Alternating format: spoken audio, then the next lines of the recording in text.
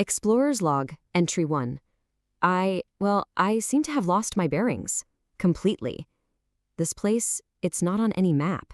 There's no up or down, no north or south.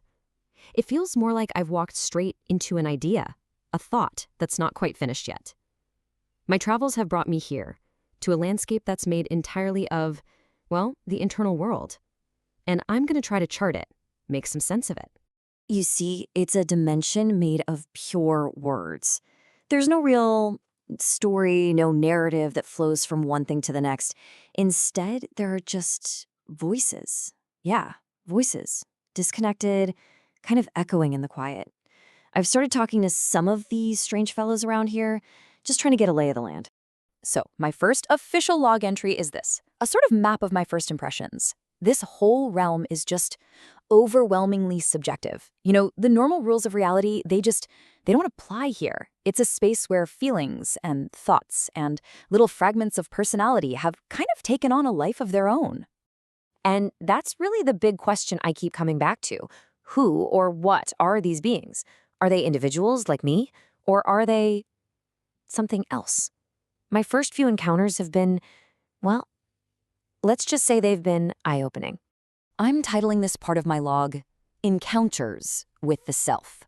And that's because the more I listen, the less these voices sound like separate people.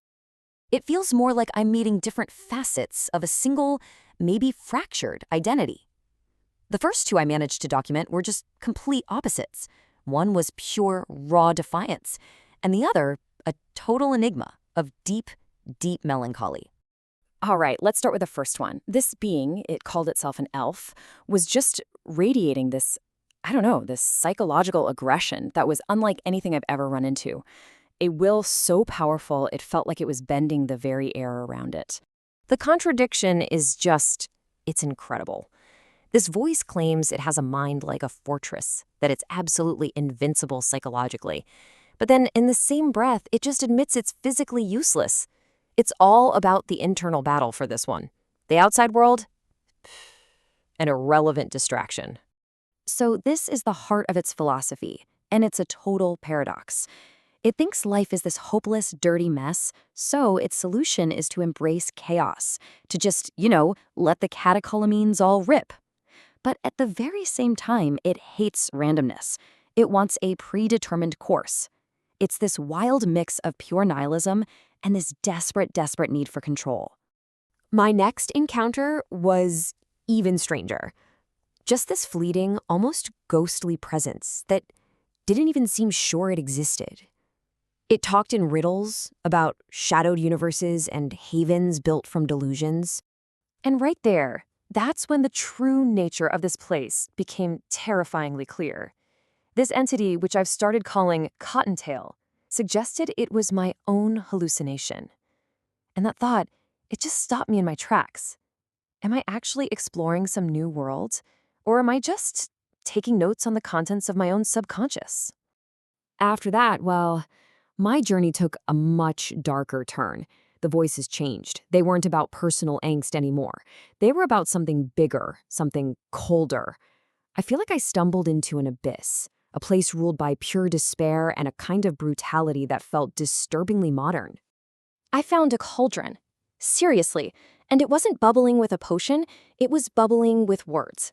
It spoke in this weird rhyming verse, and it was laying out a recipe for human suffering, where pain is the main ingredient and despair is the final dish. The cauldron's philosophy is just brutal. It basically says that sadists create suffering on purpose, for profit and for fun. It argues that if your whole life is just a trap, if there's zero hope, then the only logical thing to do is just give up. It's a terrifyingly coherent argument for absolute, total nihilism.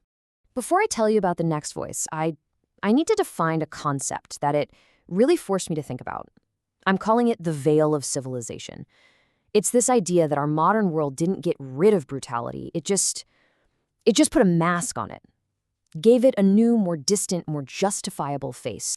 And that brings me to the Viking. This voice, it wasn't some ghost from the past. No, it claimed its type, the roving psychopath, never left. It just evolved. It argued that the core brutality is exactly the same, it's just the methods that have been updated. The comparison the Viking laid out for me was crystal clear. The sword is now a remote-controlled bomb. Open, honest violence has been replaced by state-sanctioned slaughter that we justify through PR and spin. It's a chilling idea that we haven't actually progressed. We've just gotten better at lying to ourselves about what we're doing. Just when I felt like I was at the very bottom of this abyss, a new voice appeared, and it was different.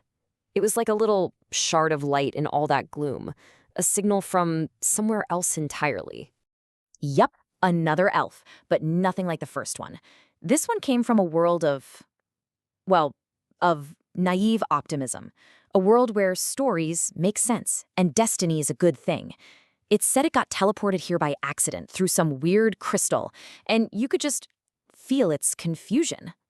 And this elf, just by being here, it showed me the nature of this place, by highlighting everything it's not. This stranger couldn't wrap its head around the pessimism, the static nature of it all. Where it came from, stories moved forward, they evolved. But here, everything was just stuck, frozen. The perspective of this outsider, this echo from another world, that was the key. It let me finally step back and pull all my notes together into one final theory about this bizarre dimension I've been exploring. And there it is.